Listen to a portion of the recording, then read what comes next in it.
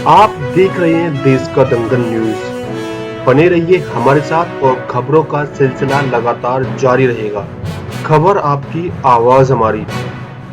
कोई भी खबर जिसका होगा सब पर असर।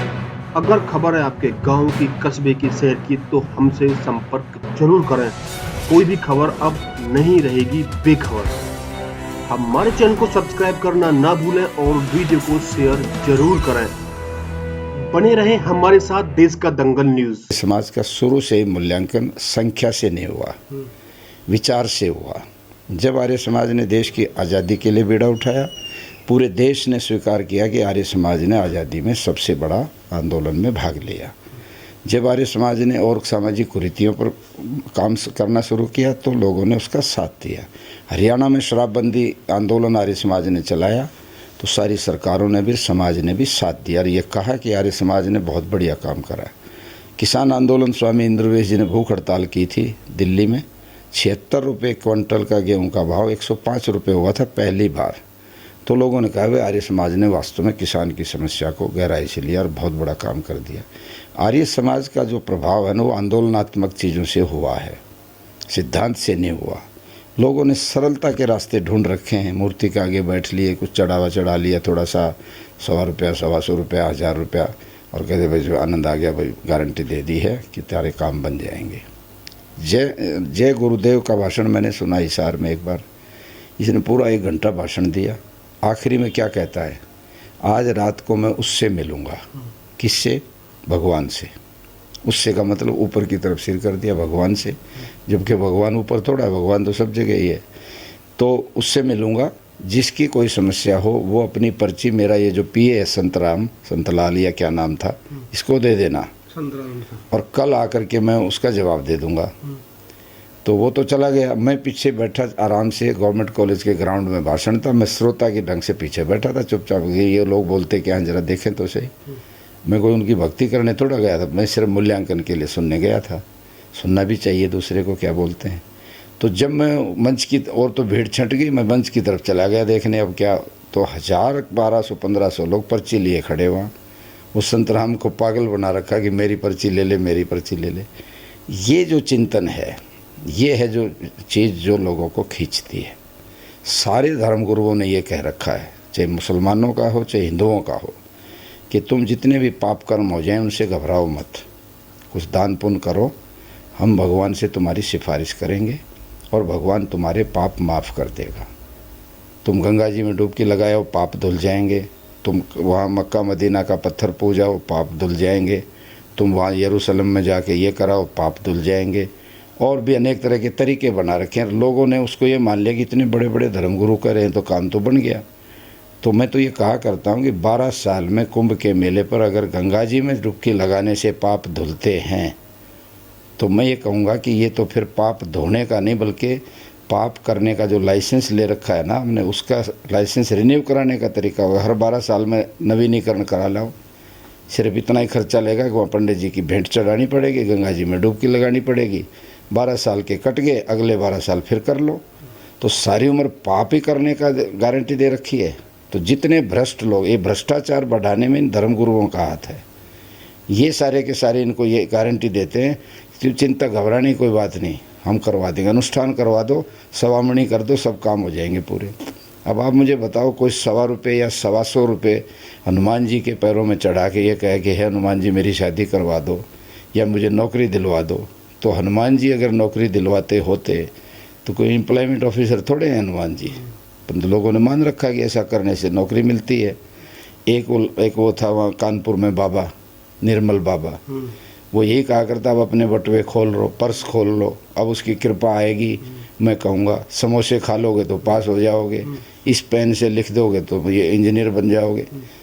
वाहियात बात है। और लोग पागल होकर के उसकी बात सुनते थे। वो जेल में चले जाते, उसके बाद फिर वही हो जाते। राम रहीम की ये हालत है तो सभी में लगभग सख्त है। जैसे ड्राइविंग का जैसे ले लो। मैं खुद एक गाड़ी में बैठा जा रहा था और क्या हुआ कि हमारी गाड़ी थोड़ी सी बबलिंग कर दी। जो ड्राइव कर रहा था व्यक्ति, पीछे पुलिस की गाड़ी आ रही थी, उसने लाइट दी। तो लाइट को हर ड्राइवर जान जाता है कि पुलिस की लाइट आ गई, कोई न कोई ऑफेंस हो गया। फ़ौरन हमारे ड्राइवर ने गाड़ी साइड में लगाई और वो पीछे से आके कहने लगा आपको अपना आई साइट जाँच करा। पहले लाइसेंस देखा, लाइसेंस है कि आपने ड्राइविंग आपकी ठीक नहीं है तो आपको आई साइट चेक कराना पड़ेगा, पुलिस चलिए।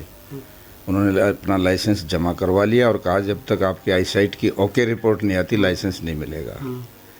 तो 3 दिन के अंदर वो आई साइट की जांच करवाई, वो दी तो वो लाइसेंस मिला। कि कौन से देश की बात ये हॉलैंड की। हॉलैंड में। और अमेरिका में हमारे चंद्रभान जी इसी यही मित्रोल के ही हैं, चंद्रभान आर्य।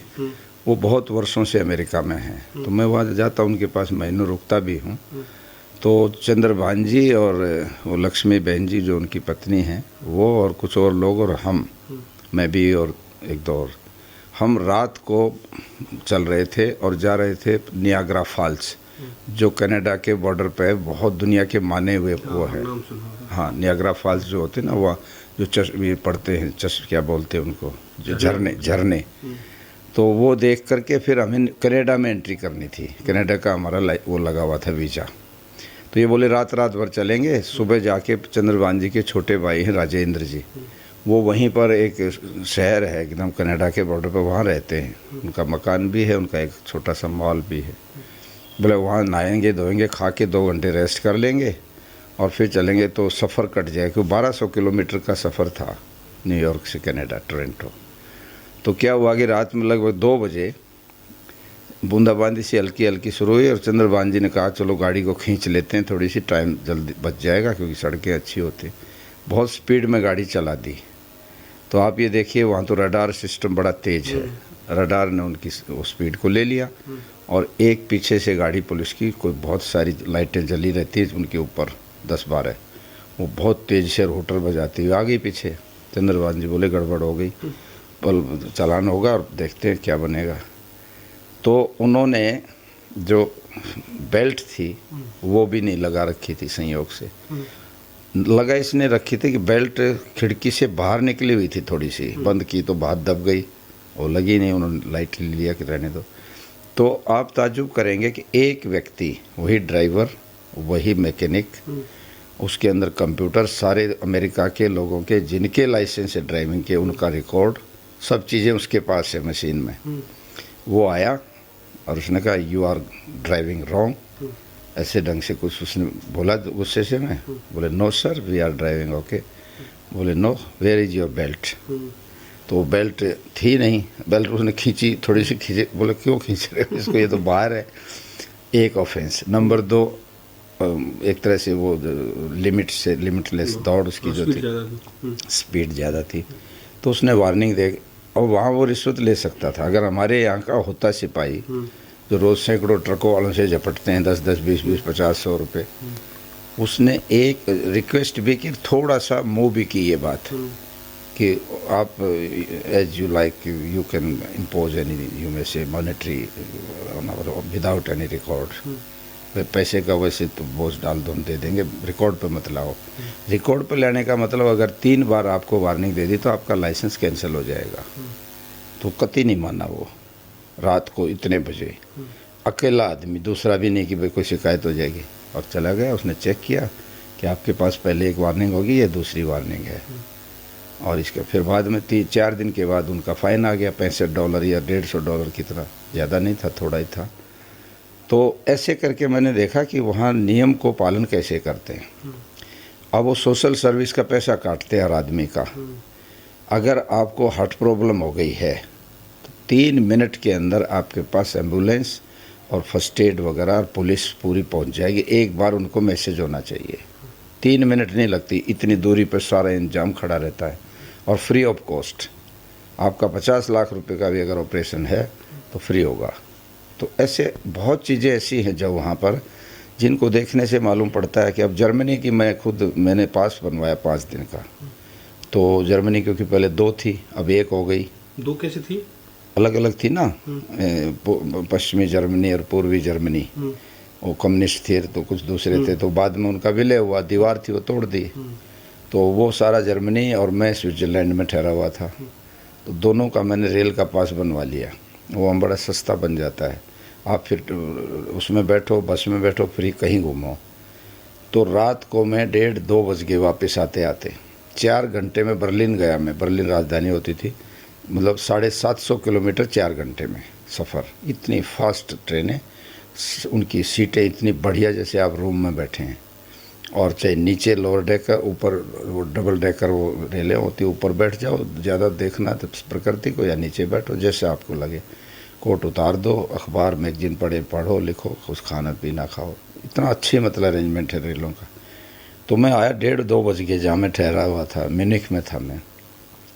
तो उस पूरे के पूरे कोच में एक लेडी, कोई वाइट कलर, मतलब ऐसी गोरे चमड़ी रंग की, वो बैठी। अब मैं अकेला, थोड़ा सा भय में भी था। मैं कहा यार कोई है नहीं, कैसे क्या होगा, अपनी यात्रा में जाना है, दूसरा देश है। और वो लड़की, उसको कतई कोई भय नहीं हुआ कि एक आदमी है इसमें, मैं अकेली हूँ, कोई ये आदमी मेरे ऊपर अटैक कर दे, कुछ और कर दे। कतई कोई फेयर नहीं, उसको भय नहीं। जहाँ उतरना था वहीं उसने भी उतरना था। वो अपना उठा के बैग लेके अपनी स्पीड पर बोली, मैं अपनी तरफ चल पड़ा। मतलब वहाँ रात को कभी भी किसी समय महिलाओं का चलना फिरना कोई भय का कारण नहीं है। यहाँ नहीं चल सकती ऐसे। यहाँ तो भय बैठता है, घर का आदमी साथ ना हो तो चिंता रहती है कब तक लौटेगी महिला को अकेली। तो दुनिया में चीज़ें बहुत देखने को मिली हैं। हमारे देश का जो एक कैरेक्टर था, जो किसी ज़माने में, वो उसी की एक पूंजी थी जो भारत को सबसे बड़ा बनाती थी। तो खत्म हो चुकी, वो अब बहुत पीछे चली गई है। उसको लौटाया जा सकता है, लौटाना चाहिए। और उसका एक ही तरीका है कि देश के स्कूलों में मॉरल एजुकेशन बच्चों को बचपन से दी जाए। उनको सारी चीज़ों को छोटी उम्र से समझाया जाए कि तुम्हारी लाइफ का उद्देश्य क्या है, देश क्यों है, समाज क्या है, माता पिता और परिवार की क्या भूमिका होती है, और तुम्हारे जीवन का एम क्या है। केवल पैसा कमाना तुम्हारा उद्देश्य नहीं है। ऐसा तो एक जरिया है, जैसे शरीर एक हमारा जरिया है। असली चीज़ तो ये ना कि हमको जाना किधर है, क्या हमको करना है। ये बातें अगर बचपन से हम बच्चों को बार बार सिखाते चले जाएंगे, और अपने व्यवहार में भी उनको रखेंगे, तो वो बच्चे बहुत मॉरल बनेंगे, और बड़े से बड़ा लालच भी सामने आएगा तो ठुकरा करके देश को महत्व देंगे। स्वामी जी चर्चा तो बहुत होती रहेंगी, मैं बहुत लंबा चौड़ा काम है। मैं आपसे अंत में बस ये थोड़ा सा क्वेश्चन पूछना चाहता हूँ आपकी पर्सनल ज़िंदगी से। जिस दिन आपने भगवा धारण किया था, उस दिन आपके मन में क्या चल रहा था? क्या आप इस इतनी लंबी यात्रा को कर पाएंगे, या आपके मन में क्या चल रहा था उस समय? आपके गाँव वाले क्या कह रहे थे कि अगर आपने भगवा धारण किया, वो सबकी चर्चाएं होती, कौतूहल का विषय होता है वो तो बिल्कुल। तो उस समय आपके मन में क्या था कि आप इस जो आपका गुरु था उन्होंने कहा था कि आप लंबा चल पाएंगे, आप खत्म कर देंगे, आपके मन में क्या सेंस आती है उसके बारे में? देखो ऐसा है, इस बारे में तो मेरी पृष्ठभूमि पहले बन चुकी थी, अचानक नहीं हुआ। कोई भी चीज़ अचानक होती भी नहीं है। जब मैं इस रास्ते पर चला हुआ था तो भले ही मैं कुर्ता धोती पहनता था, पर मेरी जो डिटैचमेंट है, मतलब एक दूरी, वो घर से और परिवार से बन चुकी थी। मैं मैक्सिमम टाइम बाहर समाज में ही देता था। और एक समय ऐसा था कि मैंने घर से ना लेना ना देना, दोनों बंद कर दिए थे। तो घर वाले क्या कहते थे उस समय? घर वाले ये कहते थे कि ये आदमी हमारे काम का नहीं है, ये हमारे साथ नहीं चलेगा। बल्कि जब मैं पढ़ता था तो कई महीने जाता नहीं था, तो घर में शिकायत जाती थी कि ये पढ़ता नहीं, इधर उधर आर्य समाज के जलसों में घूमता रहता है, तो क्यों पैसा दें इसको करने दो जो ठीक है। तो हमारी माँ जो थी वो थोड़ी, क्यों मैं सबसे छोटा था परिवार में, तो वो मेरे प्रति, क्योंकि माँ का थोड़ा सा प्रेम ज़्यादा भी होता, छोटे से ज़्यादा होता है, तो वो कहते थे तो इनकी कोई परवाह मत किया कर, तने जो करना कर, मेरे से जो चाहिए तो ले जा कर, इनकी मत सुना कर। मैं गुस्सा करता था कि मैं नहीं आऊँगा अब दोबारा, ये इस तरह की बातें अगर सुनाएंगे तो ये मेरे को सुननी पड़ती, मुझे अच्छी नहीं लगती कतई। मुझे जो करना मैं करूँगा, मैं किसी से, मेरे के एक अपने ख़ास किस्म का अहंकार भी होता था। मैं किसी के भरोसे नहीं हूँ, मैं कोई भूखा थोड़ा मरूंगा, मैं चाहे कुछ करके मुझे रोटी तो मिल ही जाएगी। ये जो इस तरह मुझे डांट डपट पिलाते हैं, मैं बिल्कुल नहीं, कोई पैसा नहीं चाहिए मुझे इनका, कह देना इनको पीछे से। मैं माँ के आगे अपना गुस्सा दिखाता था, वहाँ तो मैं चुप करके बैठा रहता था, रोटी खाई और धीरे से खिसक गया। किंतु माँ फिर मेरा मॉरल इनक्रेज करती थी, नहीं तेरे कोई चिंता नहीं है, ये है वो है। आप ताजुब करें, मुझे 80 रुपये चांदी के माँ ने मुझे दिए थे एक बार, और यूनिवर्सिटी में मैं अपने बैग में रखता था उनको।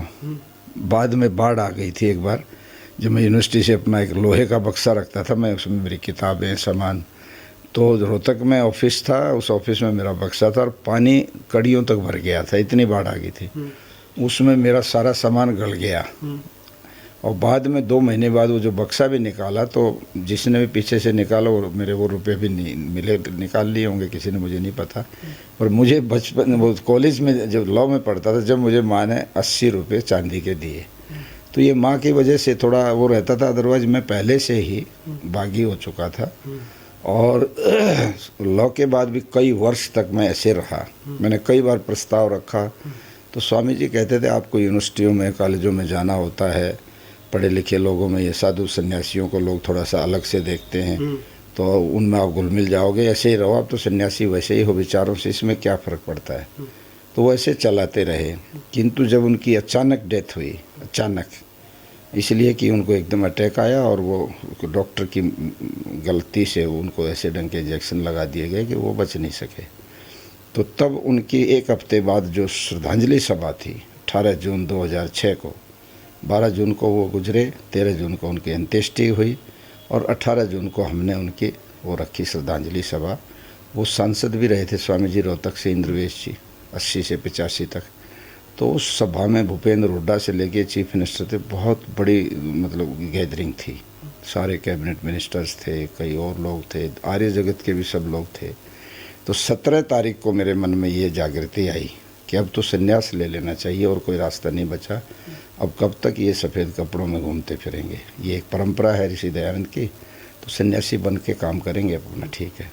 तो ये बात फिर जब कही तो फिर अचानक लोगों को अटपटा तो लगा। मुझे ज़रूर जिस दिन मैंने बदला तो कपड़े थोड़े मेरे को अंदर से झिझक तो हो रही थी। जैसे आप सामने आ गए, ये आगे जो मेरे मिलने वाले थे, तो मैं थोड़ा सा शर्माश करके थोड़ा नीचे देखने लगता था। किंतु मैं घूमता रहा झोली फैला के। वो वहाँ भिक्षा मांगनी पड़ती है संन्यास में, तो लोग बहुत दौड़ दौड़ के आते, कोई 100 रुपये, कोई 20 रुपये, कोई 50, कोई 100, 200, 500 जो भी डाले। मुझे अंदाज़ा लगभग 38,000 या 40,000 रुपये मेरी झोली में उस दिन डाले थे। उस सारे रुपए मैंने स्वामी जी की जो श्रद्धांजलि सभा में भोजन की टेंट की व्यवस्था थी उसमें लगा दिए, क्योंकि वही गुरु भी थे तो उन्हीं के लगाने थे, हमने क्या करना था उसका। तो एक अलग ढंग का कोई बहुत विशेष कौतूहल तो नहीं हुआ, पर कपड़े अलग ढंग के पहने, अचानक सोच भी बदल गई, संन्यास में नाम भी बदल गया, और अधिक ये हो गया कि अब तो थोड़ा ज़्यादा वैराग्य से चलना पड़ेगा। अब और ये नहीं कि गली के ऊंचे पर खड़े होकर चाट मसाले खाने लग जाएं, अब सन्यासी हो गए तो थोड़ा सा लिमिटेशंस भी हैं। तो यूँ करके आप कितना सम्मान मिलता, आप अपने गांव में जाते हो? गांव में मैं नहीं जाता, प्राय नहीं जाता हूँ, कभी बाई चांस 2-4 साल में होता है तब, तो सम्मान खूब मिलता है। जितने मेरे साथ के लोग, नई पीढ़ी तो मुझे जानती नहीं, 40 साल वाले बच्चे, क्योंकि 40 साल से मैं बहुत ही रेयर गया हूँ, उससे पीछे वाले जानते हैं, जो बूढ़े हो गए, गांव को बताएंगे कौन से गांव, जो बूढ़े हो गए लगभग, वो जानते हैं। तो वो भाई फलाने को पहचानते हो आप? मैंने कहा हाँ आपको भी पहचानता हूँ, आपका ये नाम है। एक आध का नाम याद आ जाता तो वो बड़ा खुश होता है कि कमाल हो गया, आज तक नहीं भूले आप। मैंने कहा हाँ ना, वो पिछली डिक्शनरी है ना, वो खोल लेते हैं तो डायरेक्टरी, उसमें नाम याद आ जाते हैं। तो इस तरह से वो है। अब गांव की जहाँ तक बात है, अब ये तो एक सन्यासी होने के बाद ना आमतौर पे डिस्क्लोजर होता नहीं है, पर मैं इन चीज़ों को ज़्यादा कोई वो नहीं, मैं बहुत खुले दिमाग से किताब रखता हूँ अपने जीवन की। रोहतक में हिसार रोड पे एक गांव है खरकड़ा, महम के पास, ये महम कॉन्स्टिट्यूंसी में पड़ता है। एक ज़माने में 82 में बहुत सीरियस वहाँ का कैंडिडेट भी रहा था, टिकट मेरा हो गया था चुनाव लड़ने का, किंतु चौधरी देवीलाल जी ने आकर के खुद चुनाव लड़ने का फैसला ले लिया वहाँ से, और वो 15 साल तक वहीं से चुनाव लड़े। तो मैंने फिर राजनीति छोड़ दी, क्योंकि 15 साल तक मौका ही नहीं मिलने दिया उस आदमी ने, वो खुद ही अड़ गए आकर के। आए इसलिए थे कि कुछ लोगों ने, स्वामी इंद्रवेश जी के जो विरोधी थे राजनीति में, स्वामी जी MP थे, उनके कारण से मुझे टिकट मिला। तो सब ने कहा जी ये उनके सबसे नज़दीक हैं। मैं उन ज़माने में आपकी तरह से दाढ़ी भी रखता था, धोती कुर्ता ही पहनता था, ईश्वर की कृपा से ठीक ठाक शकल सूरत थी। तो अब भी स्मार्ट लगते हैं। उस अवस्था में जो है वो फिर जो है उधर का संबंध लगभग टूट सा गया, और मुझे कोई बहुत अधिक अटपटा नहीं लगा। रात भी आप ताजुब करोगे, मैं हिसार से जब आ रहा था तो उसी हमारे गांव में, उधर से आना होता है, वहाँ पर कोई डेथ हो गई एक लड़के की जिसने कोई जहर खा लिया, और उसका जो छोटा भाई है वो मैंने ही भिजवाया हुआ है युगांडा में, वहाँ समाज में धर्माचार्य के तौर पर काम करता है, धर्मदेव उसका नाम है। तो उसके बड़े भाई ने वो कुछ सल्फास वगैरह खा के अपनी वो कर ली सुसाइड। वो भी आया हुआ, उसका फ़ोन भी आया, परंतु मैं गांव में नहीं गया। मैंने मना कर दिया कि मैं नहीं आ पाऊँगा, क्योंकि कई मौतें हो गई हैं, मैं किसी के गया नहीं। और लोग नाराज़ होंगे कि देखो हमारे नहीं आए तो उनके क्यों गए, इनके क्यों गए, मेरे लिए सब बराबर हैं, तो मेरे को रहने दो, तुम ही करके आ जाना और रोहतक मुझे मिलना, मैं अभी 2-4 दिन बाहर हूँ, फिर मैं आऊँगा तब मिल लेंगे।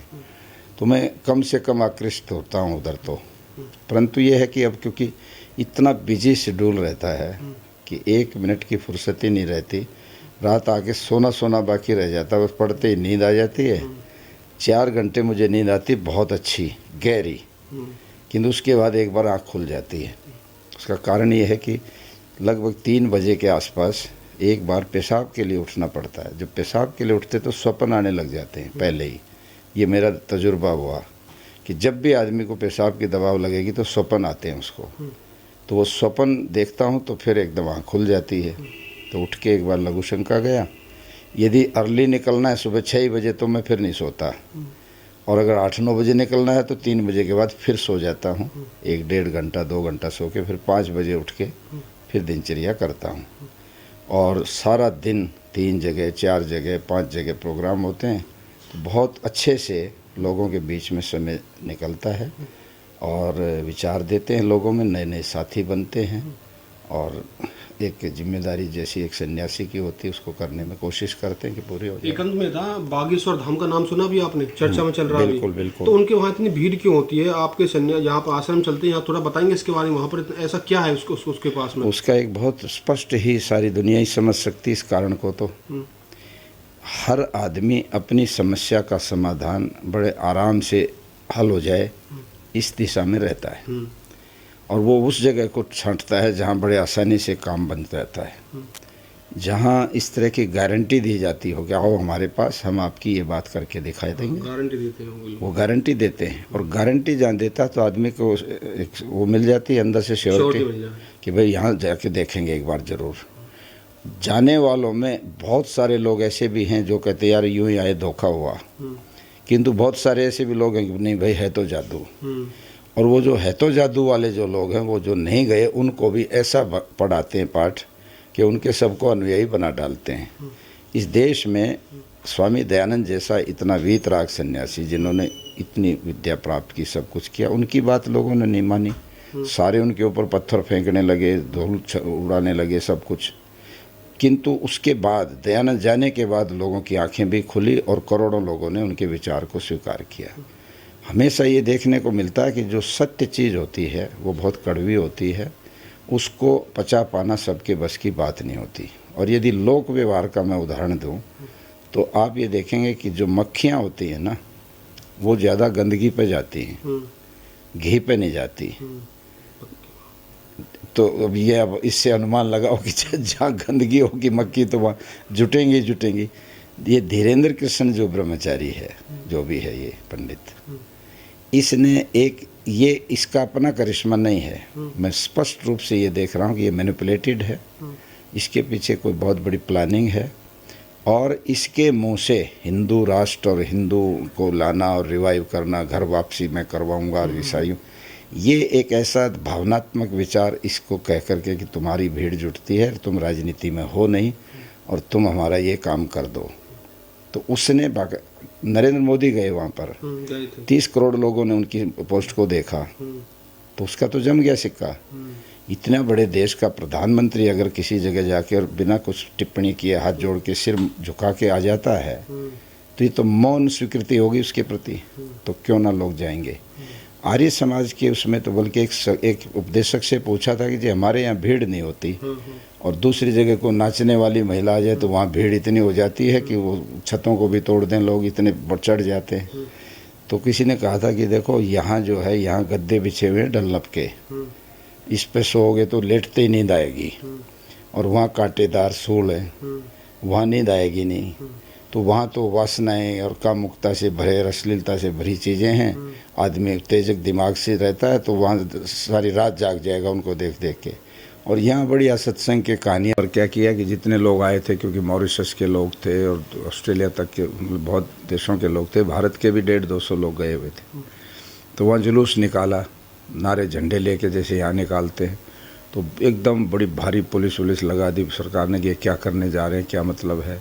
फिर उनको समझाया कि हम जो है नारकोटिक्स के ख़िलाफ़, ड्रग्स के ख़िलाफ़, और वहाँ पर जो है ये एड्स का बड़ा रहता है। साउथ अफ्रीका में एड्स भयंकर रूप से फैला हुआ है। इसके ख़िलाफ़ लोगों में हम एक मूवमेंट कर रहे हैं, अवेयरनेस कर रहे हैं, जागृति कर रहे हैं, और कोई ऐसा सरकार के ख़िलाफ़ हमारा कोई ऐसा आंदोलन नहीं है। जब उनके सारे बड़े अफसर कन्विंस हो गए तो हमारा वो जुलूस आगे बढ़ा। ये तजुर्बा करके वहाँ पर देखा था। दूसरा तजुर्बा न्यूयॉर्क में 2018 में हमने किया। वहाँ पर भी जुलूस निकाला यहाँ की तरह से, ओम के झंडे उंडे लेके नारे लगाते हुए ऋषि दयानंद की जय हो फलाना। वहाँ एक चीज़ ऐड करनी पड़ जाती है कि अमेरिका माता की जय हो। वहाँ भारत माता की जय का अगर नाम लगाएंगे तो वो अधूरा नारा रहेगा, क्योंकि वो कहेंगे तो भारत वाले लोग हैं, भारत की यहाँ जय क्यों करवा रहे हैं। तो वहाँ क्योंकि वहाँ झंडे भी दोनों लगाने पड़ते हैं, ओम का झंडा तिरंगा और वहाँ अमेरिका का भी झंडा साथ लगेगा। ये तो वैसे प्रोटोकॉल सारी दुनिया के देशों में रहता है, वहाँ का नेशनल फ्लैग लगाना ही पड़ता है। शिकागो में पीछे हुआ था सम्मेलन, तो मैंने ध्वजारोहण किया वो, तो वहाँ पर ओम का झंडा भी चढ़ाया और अमेरिका का झंडा भी चढ़ाया और तिरंगा भी चढ़ाया भारत का। तीनों झंडे बराबर चढ़े। हॉलैंड में एक बहुत बड़ा 1000 गज में आर्य समाज का मंदिर बना। पहले गुरुद्वारा बना था, एक और भी कोई किसी ने बनाया था, एक हमें आर्य समाज को लैंड मिली थी, उस पर बना। जब वो बन गया तो उसका उद्घाटन करने में गया था इसमें हेग जो इंटरनेशनल कोर्ट है जहाँ पर। तो वहाँ भी मैंने देखा झंडे इसी तरह से चढ़ाए गए। तो इस तरह से कुछ वहाँ के जो नियम हैं उनके दायरे में रहते हुए मूवमेंट वगैरह, जुलूस निकालना करना, हम क्योंकि हमारे से रुका नहीं जाता, आदत है यहाँ पर चीखने की, नारा लगाने की। वहाँ इस तरह का सिस्टम नहीं है। खुद मैंने यूएनओ में देखा है, जिनेवा में बहुत जाता था मीटिंग्स में, तो वहाँ पर भी मैंने देखा यूएनओ के बाहर दुनिया के अनेक देशों के लोग जाके अपने धरने देते हैं, क्योंकि वहाँ तो सारे वर्ल्ड के देश आते हैं, परंतु वो बैठते हैं और वहाँ पुलिस घेरे रहती है उनको, थोड़े थोड़े लोग होते हैं। फालुन गोंग एक बहुत बड़ा ग्रुप है चीन के अंदर, और वो क्या है कि वो योगा करते हैं, आसन। चीन में कम्युनिज्म है, कम्युनिस्ट सरकार है, तो वो उनको पसंद नहीं करते। फालुन गोंग के जितने अनुयायी हैं सरकार उनको पकड़ती है, पिटवाती है, पुलिस से भयंकर टॉर्चर करती है और उनको गिरफ्तार भी करती है, उन पर बैन भी लगा रखा है। फिर भी वो लाखों लोग कई बार चीन के बड़े बड़े पार्कों में इकट्ठे हो जाते हैं। उनको मैंने देखा, वहाँ कोई 2000 के करीब फालुन गोंग के अनुयायी पीली ड्रेस पहनते वो लगे हुए थे। मैं भी यूएनओ की मीटिंग से बाहर आया, होटल में जहाँ ठहरा था जाने के लिए, तो मैं वहाँ रुक गया फिर उनको देखने के लिए ये क्या करते हैं। तो वो ज़रूर अपने स्लोगन शाउटिंग कर रहे थे, नारे लगा रहे थे चीन के ख़िलाफ़, और इस तरह से अपने यूएनओ के पास अपनी आवाज़ पहुंचाने के लिए। तो दुनिया में प्रोटेस्ट वगैरह के जो तरीके हैं वो हमारे देश से अलग ढंग का सिस्टम है। हमारा तो बिल्कुल, क्योंकि एक तो आबादी इतनी भयंकर है कि, और प्रजातंत्र है यहाँ, कुछ वैसी रेस्ट्रिक्शन बहुत ज़्यादा नहीं है जैसी कई देशों में होती हैं। हमारे यहाँ तो बहुत गुंजाइश है, कोई भी आदमी झंडे लेके निकल पड़ो, नारे गाली गलौज करते हो, सरकार को गाली दे लो, गुस्से में कुछ भी कह लो। वहाँ बहुत कुछ ऐसा नहीं है। कुछ नियम्स होते हैं, बाहर के देशों में देखा कि जो भी नियम बना जाते हैं सब लोग पालन करते हैं, जबकि इंडिया में ऐसा कुछ नहीं। आपने बहुत देशों की यात्रा की है, तो सबसे सख्त नियम आपको कौन से देश में लगा था वहाँ पर, ये जो प्रोटोकॉल की आप बात नहीं की थी अभी? इस तरह से अगर देखें तो मेरे विचार से मैं जैसे कोई मतलब अंतर तो नहीं कर सकता कोई ज़्यादा। इस आचरण बड़ा अच्छा है उसका, बहुत अच्छा आचरण है। जिसने दुष्कर्म किया एक अपने सत्संग मानने वाली युवती के साथ, कौन सा आचरण अच्छा है उसका? ये तो चालाकी की भाषा हो गई कि भाई वहाँ जेल में उसने उड़दंग नहीं किया, आराम से वहाँ पौधे वौधे लगाने में काम कर रहा है, उसका आचरण अच्छा हो गया। तो अच्छा होगा तो उसकी सज़ा भी ख़त्म कर दो, फिर वहाँ क्यों रख रहा है भीतर? तो ये पैरोल पे लाते इसलिए कि राजनीतिक वो है इसके पीछे मोटिव, कि वो बाहर आएगा तो मदद करेगा। पंचायतों का चुनाव है तब बुला लिया, विधानसभा का चुनाव आया वहाँ तब बुला लिया, और कहीं आएगा फिर बुला लेंगे। ये अपराधियों से ये काम लेना, ये दोहरा जो मानदंड है, इससे पाखंड भी बढ़ता है। और ये धीरेन्द्र जैसे जो चमत्कारी है ना, कथित चमत्कारी, ये पनपते हैं। आज मैं कहता हूँ 2-4 साल की इंतज़ार करो, उसकी आयु का जो तकाजा है ना, यही व्यक्ति कहीं ना कहीं ऐसे कटघरे में फिट होगा कि लोग देखेंगे कि ये हुआ क्या। क्योंकि बहुत लोग देखे हैं, इससे भी बड़े बड़े मतलब धुरंधर आदमी जो कटघरों में फंसे, ये कौन सी ऐसी मिट्टी का बना है कि नहीं होगा ऐसा।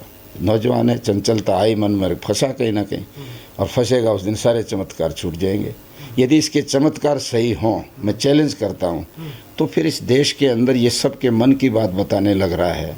पत्रकार आया तो कह दिया अरे तुम तो पत्रकार हो, तुम तो यहाँ इसलिए आए हो, वो आए हो, और उसने कह दिया अरे कमाल होगा, मेरे मन को कैसे जान गया। तो ये जितनी चोरियाँ हैं, जितनी डकैतियाँ हैं, चीन घात लगाए बैठा है, पाकिस्तान, इनको क्यों नहीं पूछते, इससे किस लिए बिठा रखा है इसको? इस पे तो बहुत बड़ा चमत्कार है, सारी चीज़ें बता सकता है, ये क्यों नहीं बताता? एक वो लड़की ईशानी, क्या नाम था उसका, उसने तो इसकी पोल खोल दी। उसने टीवी के ऊपर आके कह दिया ये जादू तो मैंने भी सीख रखा है, किसी को बुला लो, लाओ मैं बता दूंगी ये क्या नाम है इसका और कहाँ से आया, क्या क्या सोच के आया, ये क्या बता रहा है। साइना कुछ इस तरह का, ईशाना कुछ नाम था उसका। तो ये सब चमत्कार के नाम पर घोर पाखंड है, ऐसा कभी होता नहीं। और मथुरा के पास तो गांव है ऐसे जो बूझा निकालते हैं, और अनपढ़ लोग हैं, खेती करते हैं, वहाँ चले जाओ वो भी बता देते हैं भाई तेरे घर में चोरी किसकी हुई, क्या हुई, कहीं ठीक भी हो जाती, कहीं नहीं भी होती। ये तीर तुक्के लगा करके ऐसे लोगों ने धर्म को ऐसा बना रखा है कि पूछो मत। तो इसलिए मैं तो आश्चर्य करता हूँ कि इस तरह के पाखंड को क्यों बढ़ाया जा रहा है। सरकार भी इस लेवल पर चली जाती है तो बहुत दुर्भाग्यपूर्ण है। इसीलिए ऋषि दयानंद याद आते हैं कि ऋषि दयानंद ने वास्तव में सारी चीज़ों को तर्क के ऊपर खड़ा किया कि अगर लॉजिक पर सही है, विज्ञान सम्मत है, विवेक के अनुसार सही है तो वो सही है, अदरवाइज बिल्कुल सही नहीं हो सकता कोई भी, कुछ भी कितने चमत्कार दिखाओ चाहे। तो इसलिए धीरेन्द्र कृष्ण वगैरह कुछ नहीं है, ये थोड़े दिन के चौचले हैं, बैठ जाएंगे, ये सब कुछ नहीं बचेगा।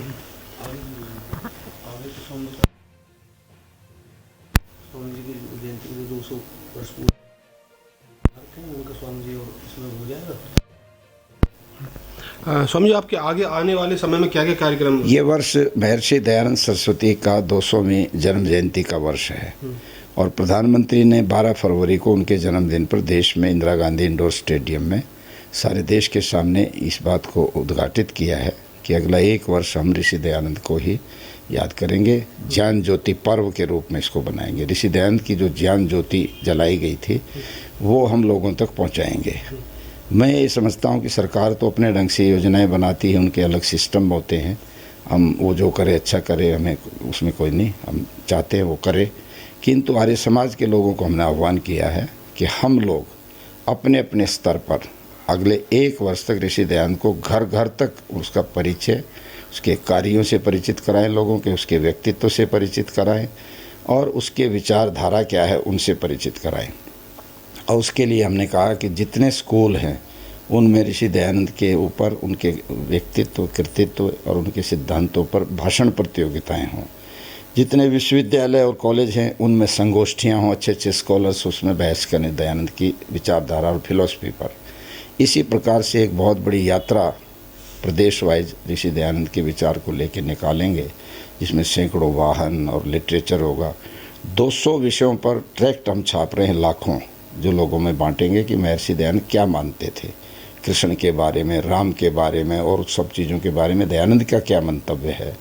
जो लोगों में भ्रांतियाँ फैला रखी हैं वो हम बांटेंगे, जो छोटे ट्रैक्ट होंगे ताकि आराम से एक आदमी पढ़ सके।